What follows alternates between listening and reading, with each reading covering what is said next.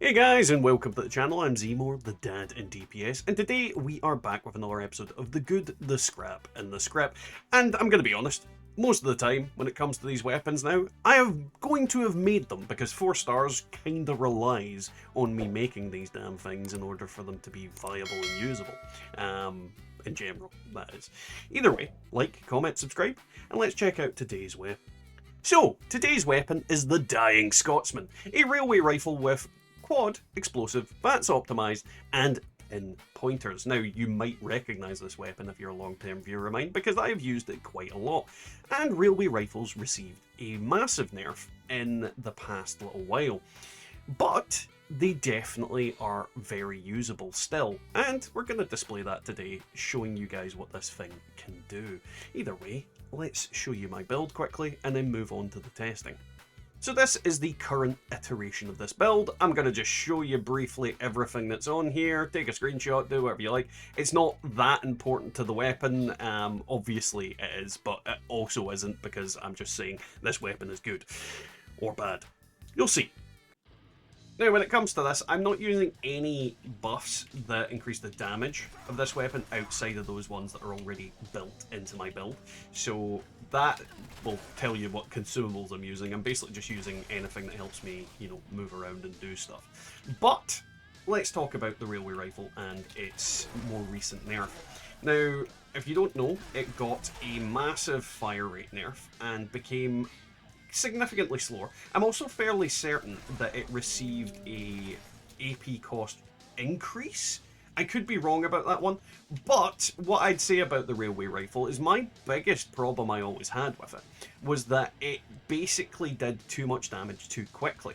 And as a result, whenever you fired it into smaller enemies, I could empty like an entire clip into that guy in the same amount of time that I can fire like a couple of shots now. But the damage wouldn't register. So the weapon would like instantly kill things, but you'd use up more bullets than you actually needed. That isn't the case now. The fire rate is quite significantly and noticeably slower if you compare it to previously. But at the same time, it's still actually not too bad. And when it comes to using this weapon, it annihilates the most basic of enemies in the game, like they're made out of tissue paper, as it always did. Like, this is just a far-gone conclusion. Enemies like these just aren't very strong against the railway rifle. You absolutely dominate them, and this is pretty much going to be a consistent plot point of this video. Like, things don't really last long against this damn thing.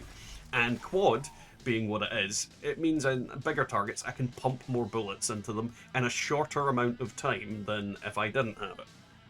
So speaking of bigger targets, we are taking the fight to Jeff. Now, when it comes to Jeff, you're seeing that this kills him pretty quick. It does use up most of our AP and most of a clip, but we do take him down fairly easily, fairly consistently.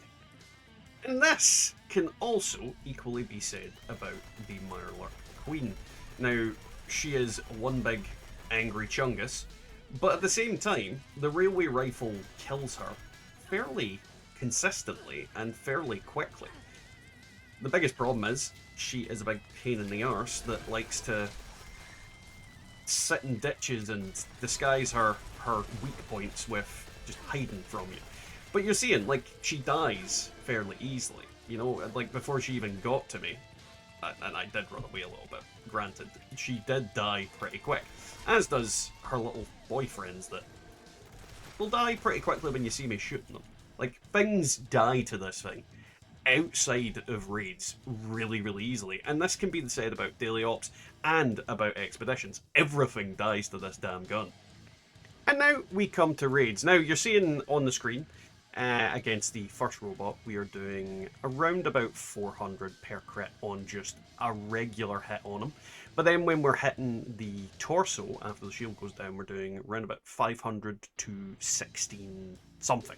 This can go up depending on other people using Tenderizer and all manner of things. We aren't using any buffs at all here, so you could add in crit buffs, you could add in med buffs. I just wanted to show the base damage of the weapon. And overall, it's quite effective. It does what it needs to do. The ammo is relatively cheap, and it's a fairly easy weapon for a lot of people to get because, for the most part, you know, you've probably got railway rifles lying around if you've been playing the game for any real decent amount of time. It's not a difficult weapon to come by. And yeah, railway rifles are still good, and they still work relatively well. So, when it comes to this weapon, there is obviously two other major fights that I would say that you want to do DPS. Second one being the Three Stooges. Now, I honestly find that this weapon is less effective in this fight at directly damaging the enemies, and the main reason for that is two separate reasons. First off, you have Lynx, who's going to reduce your AP to literal standstills, so you can't really damage properly if you get caught in that. On top of that, there's also the problem that a lot of people are using flamers and or auto axes, and because they're using that, they get really close to the enemy, which actually stops you from being able to VATS lock on, which can be incredibly annoying.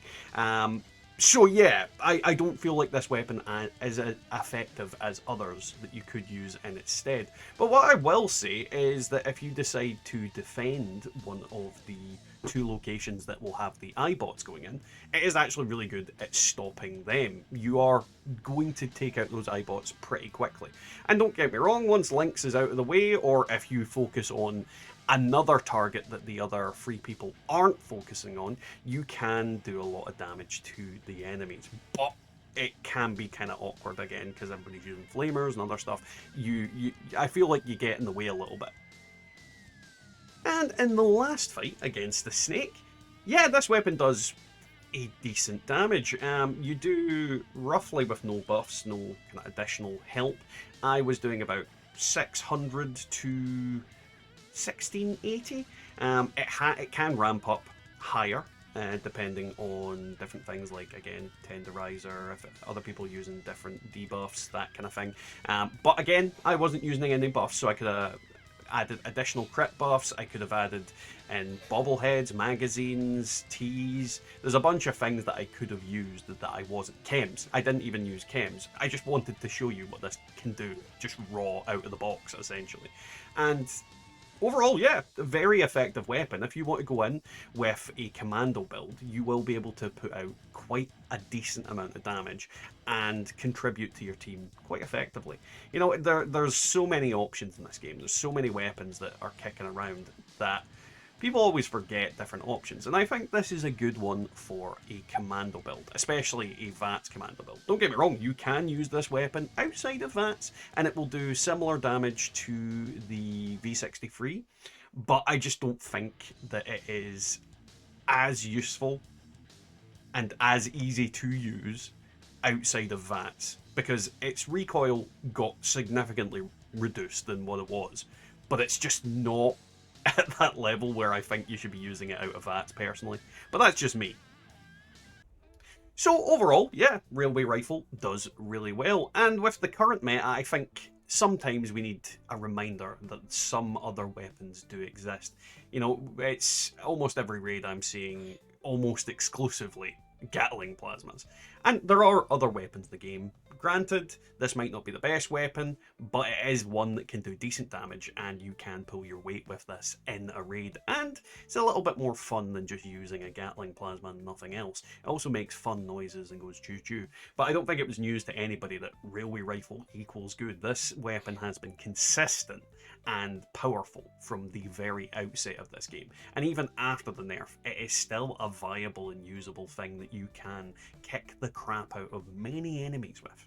Either way, if you enjoyed today's video, don't forget to leave a like, comment, subscribe, and we'll catch you next time in the Wasteland.